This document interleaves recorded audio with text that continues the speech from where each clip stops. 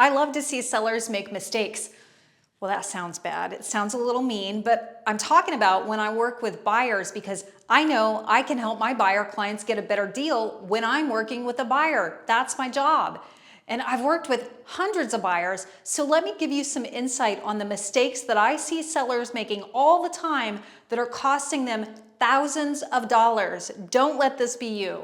Hey, I'm Jess Powers, and this page is dedicated to help rescue sellers, those who don't know where to begin or those who want to make sure that they're able to get top dollar. Now, whether that's now, in 6 months, in 10 years, this page is here to help. Now, be sure to download my free guide, The 7 Pillars of Successful Home Selling, for a step-by-step how-to, and subscribe to my channel. You know the drill. If you like what I have to offer, then share the love. Now, let's talk about things I see all the time.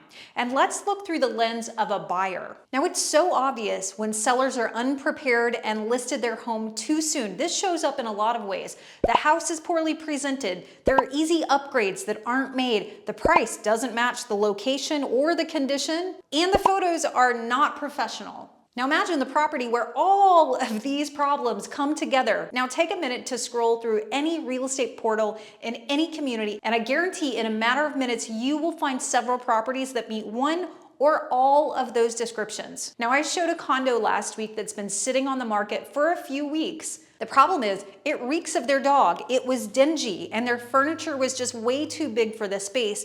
Now, why didn't their agent talk to them about this? Or if their agent did, the sellers clearly didn't understand that it was potentially going to cost them in the long run. Now, if the condo had been prepared and presented correctly, it would have already been under contract, I guarantee, for about $10,000 more than their asking price. It had a great layout. It had a great location, but it was just too hard for buyers to see past the smell and all the stuff. I see this all the time and in every market. Now let's talk about upgrades. I don't mean a brand new kitchen, and you don't necessarily have to spend thousands of dollars, but you have to try and look at your house objectively and in comparison with your competition. That's what it is. You're competing with other homes on the market.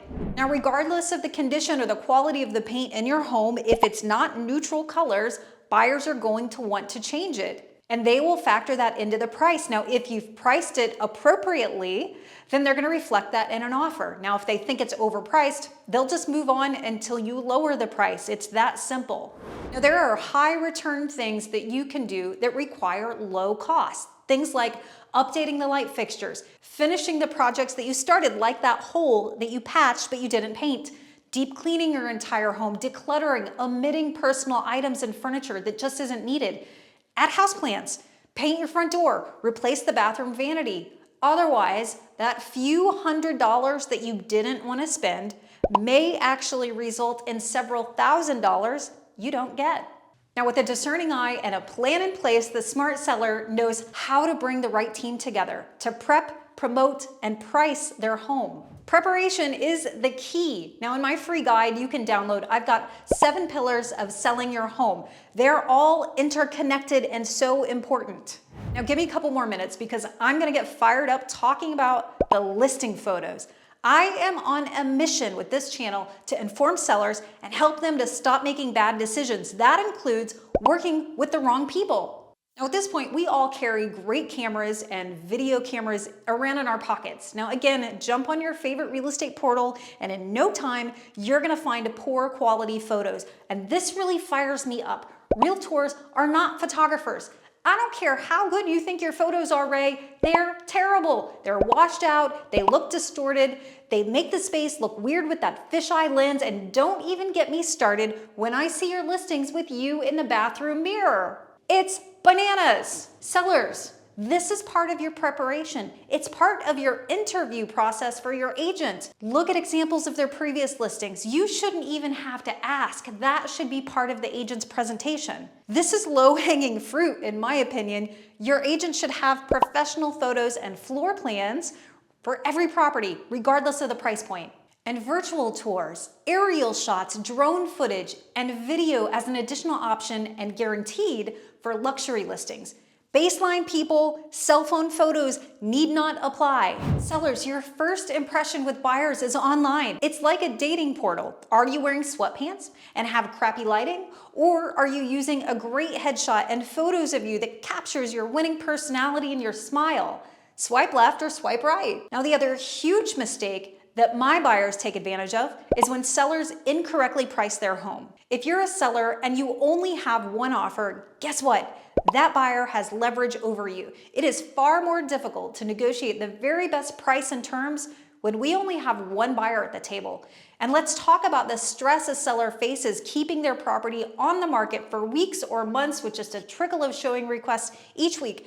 You've got to keep your home looking like Martha Stewart lives there so that it is ready for buyers to see at the drop of a hat. 2 weeks. For all but luxury listings or very niche properties, you have 2 weeks to go under contract, or you've missed your mark, likely on the pricing or the marketing. Get prepared. Your finances, your next move, your house. Take the time to set the foundation in place. Get amazing photos that highlight the best features and show off your home. All of this can be done with the right team in place. Now, I don't fault sellers for these issues. I just don't think anyone really took the time to help them to understand and weigh out their options. Here's what will happen if you do paint the rooms versus if you don't.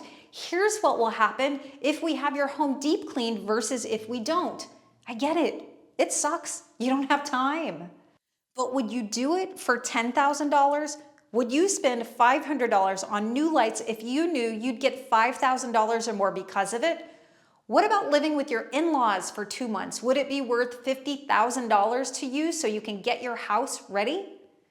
Now, a great agent can help you to figure out your priorities, because for some folks, that last question about moving in with their in-laws, well, they would make a resounding answer of no, regardless if they could make their house look better.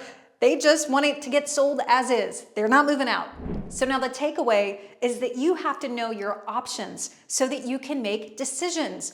Otherwise, agents like me are going to know how to take advantage of that lack of preparation, and when your house is sitting on the market with little to no activity, we are going to do everything we can for our buyers. Now, if you want help finding the right agent in your local community that will ensure you don't make these common mistakes, well, I've got you. Fill out the form in this video description and let's connect. I'll make sure that we find the best of the best in your local community so that you can make sure you're prepared and have the best possible support that you need to sell your home. I see people making mistakes that can truly be avoided. That's why I have this channel. Now, drop me a comment below if you found this helpful, or if you've got a situation that has happened to you. I'd love to hear about it. And remember, who you work with matters.